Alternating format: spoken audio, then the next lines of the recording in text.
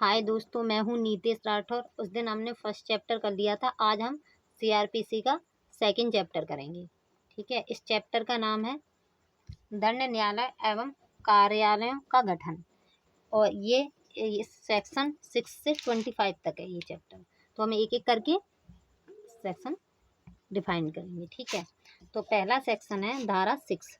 तो ये कह रहा है दंड न्यायालयों के वर्ग। तो ये दंड जो न्यायालय हैं उनके बारे में बताता है कि वो कौन कौन से वर्ग के होंगे।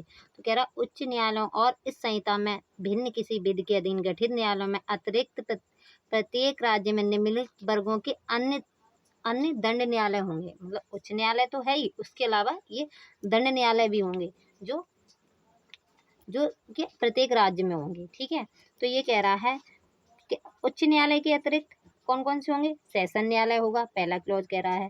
पहला कह रहा है। दूसरा ये कह रहा है प्रथम वर्ग न्यायिक मजिस्ट्रेट या महानगर मजिस्ट्रेट होंगे, क्योंकि प्रथम वर्ग न्यायिक मजिस्ट्रेट वो नॉर्मल में होंगे, जो महानगर क्षेत्र में वहाँ महानगर मजिस्ट्रेट होंगे। ठीक है, ये सिमिलर पावर रखते हैं। तीसरे में ये कह रहा है द्वितीय वर्ग न्यायिक मजिस्ट्रेट होंगे। और आगे फोर्थ में कह रहा है कि कार्यपालिक मजिस्ट्रेट होंगे। ठीक है, ये सेक्शन 6 बताता है कि दंड न्यायालयों के वर्ग कौन कौन से न्यायालय होंगे। तो पहला बता रहा है उच्च न्यायालय होंगे। उच्च न्यायालय के अतिरिक्त, ठीक है, राज्य में कौन कौन से होंगे उच्च न्यायालय के अतिरिक्त। तो पहला बता रहा है सेशन न्यायालय होंगे। दूसरा बता रहा है प्रथम वर्ग मजिस्ट्रेट होंगे। और जो महानगर क्षेत्र होंगे वहाँ महानगर क्षेत्र होंगे।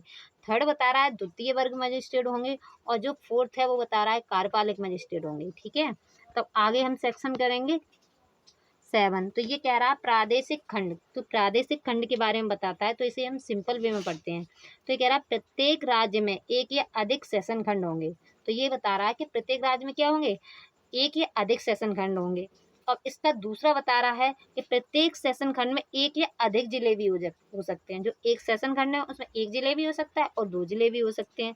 ठीक है, और आगे ये बता रहा है कि राज्य सरकार न्यायालय के परामर्श से इनकी संख्या सीमा में परिवर्तन कर सकती है। तो ये भी बता दिया है कि राज्य सरकार क्या कर सकती है, न्यायालय के परामर्श से इनकी संख्या में और सीमाओं में परिवर्तन भी कर सकती है। ठीक है, ये बता रहा है सेक्शन 7। तो अब हम आगे पढ़ेंगे। तो इसमें आता है महानगर क्षेत्र। ठीक है, जो सेक्शन 8 में बता रहा है महानगर क्षेत्र। ये डेफिनेशन पोर्शन में कहाँ दे रखा था महानगर क्षेत्र के बारे में, तो ये दे रखा था 2 के में दे रखा था महानगर क्षेत्र के बारे में डेफिनेशन में। और यहाँ सेक्शन में पूरा बताया गया कि कौन महानगर क्षेत्र होगा। ठीक है, तो इसे हम छोटा करके पढ़ेंगे। ठीक है, ये बहुत लेंथी हो जाएगा वरना, पर हम इम्पोर्टेंट चीज़ें पढ़ेंगे। ठीक है, तो इसे मैं सिंपल करके बताती हूँ। तो ये बता रहा है सेक्शन 8 के महानगर क्षेत्र क्या होगा। तो ये कह रहा है राज्य सरकार अधिसूचना द्वारा, जो राज्य सरकार है वो राज्य सरकार अधिसूचना द्वारा घोषित कर सकती है कि उस तारीख से जो अधिसूचना में विनिश्चित की जाए राज्य का कोई क्षेत्र जिसमें ऐसा नगर या नगरी समाविष्ट है जिसकी जनसंख्या कितनी हो 10 लाख से अधिक है, इस संहिता के प्रयोजन के लिए वो महानगर क्षेत्र होगा। तो पहला क्लोज बता रहा है कि राज्य सरकार को लगता है कि इस क्षेत्र की जनसंख्या 10 लाख से अधिक है, तो वो क्या हो जाएगा, महानगर क्षेत्र हो जाएगा। ये पहला क्लॉज कहता है 8 का। अब इसका दूसरा क्लॉज क्या कहता है, तो ये दूसरे क्लॉज में ये नाम बताए गए हैं जो उस टाइम महानगर क्षेत्र में थे। ठीक है, तो ये बता रहा है इस संहिता के प्रारंभ से मुंबई, कलकत्ता, मद्रास प्रेसिडेंसी नगरों में से प्रत्येक और अहमदाबाद नगर उपधारा 1 के अधीन महानगर क्षेत्र घोषित किए गए समझे जाएंगे। ठीक है, तो अब इसका नीचे आगे आते हैं। तो ये कह रहा है, अब इसका थर्ड कह रहा है कि राज्य सरकार अधिसूचना द्वारा महानगर क्षेत्र की सीमाओं को बढ़ा सकती है, कम कर सकती है, परिवर्तित कर सकती है, किंतु ऐसी कमी या परिवर्तन इस प्रकार नहीं किया जाए कि उनकी जनसंख्या 10 लाख से कम हो जाए। ये कह रहा है थर्ड, कि अगर राज्य सरकार क्या कर सकती है, महानगर क्षेत्र की सीमाओं को परिवर्तित कर सकती है, बढ़ा सकती है, घटा सकती है, पर कहाँ तक, जहाँ तक 10 लाख से कम ना हो जाए। ठीक है, 10 लाख से कम हो जाएगी तो फिर वो महानगर क्षेत्र नहीं रहेंगे, है ना। तो ये 3 कह रहा है। अब 4 ये कह रहा है, इसका चौथा क्लॉज ये कह रहा है जहाँ किसी क्षेत्र के महानगर क्षेत्र घोषित किए जाने या घोषित समझे जाने के पश्चात ऐसे क्षेत्र की जनसंख्या 10 लाख से कम हो जाती है,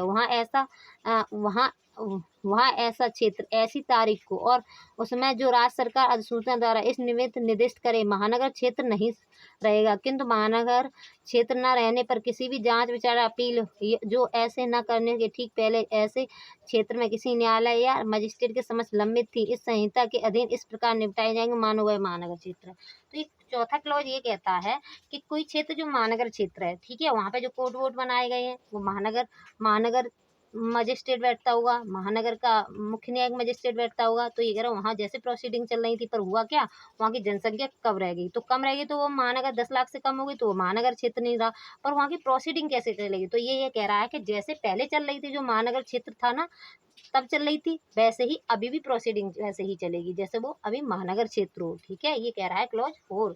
अब हम क्लॉज 5 में जाते हैं। तो ये क्लॉज 5 क्या कहता है, तो कहता है जहाँ राज्य सरकार उपधारा 3 के अधीन किसी महानगर क्षेत्र की सीमाओं को कम करती है, परिवर्तित करती है, वहाँ ऐसी जांच विचार या अपील पर जो ऐसे कम करने या परिवर्तित करने के ठीक पहले किसी न्यायालय द्वारा मजिस्ट्रेट के समक्ष लंबित थी, वह ऐसे कम करने या परिवर्तित या कोई प्रभाव नहीं होगा और ऐसी प्रत्येक जांच विचार या अपील इस संहिता के अधीन उसी प्रकार निपटाई जाएंगी मानो ऐसी कमी या परिवर्तन ना हुई हो। तो पहले में बता रहा था ये कम हो जाती है जनसंख्या, जो चौथे में। पांचवें में बता रहा है कि राज्य सरकार ऐसा परिवर्तन करती है कि वहाँ की क्षेत्र परिवर्तन करती है या उसका सीमा परिवर्तन करती है, तो क्या होता है वहाँ की जनसंख्या मतलब बट जाते तो क्षेत्र कम रह जाएगा, 10 लाख से कम रहेगी जनसंख्या, 10 लाख से कम रहेगी जनसंख्या। तो वहाँ पर कोर्ट प्रोसीडिंग वगैरह चल रही थी कोर्ट में, वो कैसे चलेगी, तो ये कह रहा है ऐसे ही चलेगी जैसे पहले जो महानगर क्षेत्र था वहाँ पे वैसे ही चल रही थी, वो वैसे ही प्रोसीडिंग चलेगी, ये कह रहा है क्लॉज 5। ठीक है, अब हम आ जाते हैं यहाँ, ये बहुत इंपॉर्टेंट सेक्शन है, सेक्शन 9। ये सारे इंपॉर्टेंट है तो हम सेक्शन 9 पढ़ते हैं। ये बताता है सेशन न्यायालय क्या है। तो ये कह रहा है, पहला क्लॉज कह रहा है राज्य सरकार प्रत्येक सेशन खंड के लिए एक सेशन न्यायालय स्थापित करेगी। तो इसने ये कह दिया कि प्रत्येक, तो ये कह रहा है राज्य सरकार क्या करेगी, प्रत्येक एक जो सेशन खंड होंगे उसमें क्या करेगी, एक सेशन न्यायालय स्थापित करेगी, के लिए एक सेशन न्यायालय स्थापित करेगी। तो पहला क्लॉज कहता है। दूसरा क्लॉज ये कह रहा है कि प्रत्येक सेशन न्यायालय में एक न्यायाधीश पीठासीन होगा जो उच्च न्यायालय द्वारा नियुक्त किया जाएगा। देखो जो कोर्ट बना रही है वो सेशन न्यायालय, वो राज्य सरकार बना रही है, पर उसके जो पीठासीन नियुक्त कर रहा है वो कौन कर रहा है, उच्च न्यायालय। ये ध्यान रखने वाली चीज़ है, वहाँ हम एग्जाम में कंफ्यूज हो जाते हैं। ठीक है, और हमारा नंबर कट जाते हैं। तो ठीक है, अब हम तीसरा पढ़ते हैं। तो तीसरा क्लॉज कह रहा है कि उच्च न्यायालय अपर सेशन न्यायाधीश और सहायक सेशन न्यायाधीश को भी सेशन न्यायालय में अधिकारता का प्रयोग करने के लिए नियुक्त कर सकता है। तो उच्च न्यायालय क्या कर सकता है, अपर सेशन न्यायालय और सहायक सेशन न्यायालय भी नियुक्त कर सकता है। सेशन न्यायालय तो है ही, पर वो क्या कर सकता है, अपर सेशन न्यायालय और सहायक सेशन न्यायालय भी नियुक्त कर सकता है। राज्य सरकार उसे लग रहा है कि यहाँ ज्यादा वर्क है तो क्या कर सकता है, अपर सेशन न्यायालय और सहायक सेशन न्यायालय भी। अब आ जाते हैं हम क्लॉज 4 में। तो क्लॉज 4 कह रहा है कि उच्च न्यायालय द्वारा एक सेशन खंड के सेशन न्यायाधीश को दूसरे सेशन खंड का अपर सेशन न्यायाधीश भी नियुक्त किया जा सकता है। तो ये कह रहा है कि उच्च न्यायालय क्या कर सकती है, कोई एक सेशन खंड का कोई सेशन न्यायाधीश है उसे दूसरे खंड का अपर सेशन न्यायाधीश भी नियुक्त कर सकती है। ठीक है, और ऐसी अवस्था में वह मामलों के निपटाने के लिए दूसरे खंड के ऐसे स्थानों में बैठ सकता है जिनका उच्च न्यायालय निर्देश दे। पहले एक उच्च न्यायालय ने पहले उसे सेशन खंड, एक सेशन खंड था उसमें सेशन न्यायालय नियुक्त कर दिया, दूसरा सेशन खंड है उसमें क्या अपर सेशन न्यायाधीश नियुक्त कर दिया। तो ये कह रहा है कि पहले में तो बैठेगा ही जहाँ सेशन न्यायाधीश के रूप में बैठेगा, अब अपर सेशन न्यायाधीश के कर्तव्य का निर्वहन वो दूसरा सेशन खंड है वहाँ पे भी वो करेगा। वो कहाँ बैठेगा, जहाँ उच्च न्यायालय उसे निर्देश दे। अब आगे हम क्लॉज 5 में। तो क्लॉज 5 कह रहा है कि जहाँ किसी सेशन न्यायाधीश का पद रिक्त होता है वहाँ उच्च न्यायालय किसी ऐसे अर्जेंट आवेदन के, अगर किसी सेशन खंड में क्या है कोई सेशन न्यायाधीश है उसका पद रिक्त है तो उच्च न्यायालय क्या करेगा अर्जेंट मामले में, तो ये अगर अर्जेंट आवेदन से जो उस सेशन न्यायालय के समक्ष किया जाता है या लंबित है अपर या सहायक सेशन न्यायाधीश द्वारा, अथवा यदि अपर या सहायक सेशन न्यायाधीश नहीं है तो सेशन खंड के मुख्य न्यायिक मजिस्ट्रेट द्वारा निपटाए जाने के लिए व्यवस्था कर सकता है। और ऐसे प्रत्येक न्यायाधीश या मजिस्ट्रेट को ऐसे आवेदन पर कार्रवाई करने की अधिकारता हुई। तो ये कह रहा है क्लॉज 5 कि कोई सेशन खंड में कोई सेशन न्यायाधीश है, एक मिनट। अच्छा दोस्तों हम कहाँ थे, सेक्शन 9 कर रहे थे, सेशन न्यायालय। चलो मैं सेशन न्यायालय 9 वाला मैं दोबारा रिपीट कर देती हूँ सिंपल वे में। ठीक है, चलो अब है सेक्शन 9। तो ये था सेशन न्यायालय। तो सेशन न्यायालय ये कह रहा है कि पहला क्लॉज कह रहा है राज्य सरकार प्रत्येक सेशन भरने के लिए एक सेशन न्यायालय स्थापित करेगी, तथा दूसरा क्लॉज कह रहा है उसका पीठासीन न्यायाधीश उच्च न्यायालय द्वारा नियुक्त किया जाएगा। ये दो ही इम्पोर्टेंट है, ठीक है। तीसरा बता रहा है उच्च न्यायालय अपर सेशन न्यायाधीश या सेशन न्यायाधीश को भी सेशन न्यायालय में अधिकारिता का प्रयोग करने के लिए नियुक्त कर सकती है। चौथा क्लॉज बता रहा है कि उच्च न्यायालय द्वारा एक सेशन खंड के सेशन न्यायाधीश को दूसरे सेशन खंड का अपर सेशन न्यायाधीश भी नियुक्त किया जा सकता है। अब इसका पांचवा बता रहा है जहाँ किसी सेशन न्यायाधीश का पद रिक्त है और उच्च न्यायालय को लग रहा है अर्जेंट मामला है, तो उच्च न्यायालय क्या करेगा, तो सेशन न्यायालय के समक्ष किया जाना है। अगर कोई केस है जिसका सेशन न्यायालय द्वारा ट्रायल किया जाना है तो क्या करेगा, अपर सेशन न्यायालय को दे देगा या सहायक सेशन न्यायाधीश को दे देगा। उसे अपर या सहायक सेशन न्यायाधीश द्वारा ये, अथवा यदि अपर या सहायक सेशन न्यायाधीश अगर नहीं है तो किसी सीजीएम को देगा कि उस केस की कार्रवाई की जाए, ठीक है। अब 6 है, 6 कह रहा है सेशन न्यायालय द्वारा अपनी बैठक के स्थान, ये तो वो अब इतना इम्पोर्टेंट नहीं है। अब हम सेक्शन 10 करते हैं। तो ये 10 कह रहा है सहायक सेशन न्यायाधीश का अधीनस्थ होना। तो सहायक सेशन न्यायाधीश के बारे में बता रहा है।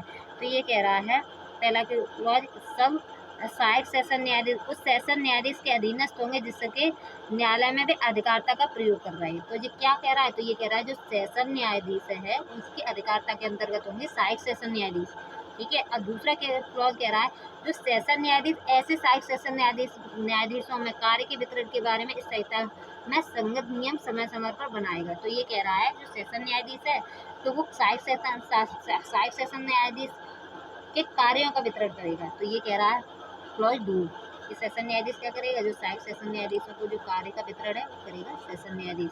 तीसरा क्लॉज कह रहा है सेशन न्यायाधीश अपनी अनुपस्थिति में या कार्य करने में असमर्थ की स्थिति में किसी अर्जेंट आवेदन का अपर सेशन न्यायाधीश अपर या सहायक सेशन न्यायाधीश द्वारा, या यदि कोई अपर या सहायक सेशन न्यायाधीश ना हो तो मुख्य न्यायिक मजिस्ट्रेट द्वारा निपटाए जाने के लिए भी व्यवस्था कर सकता है, जो ऊपर भी कहा गया है ये।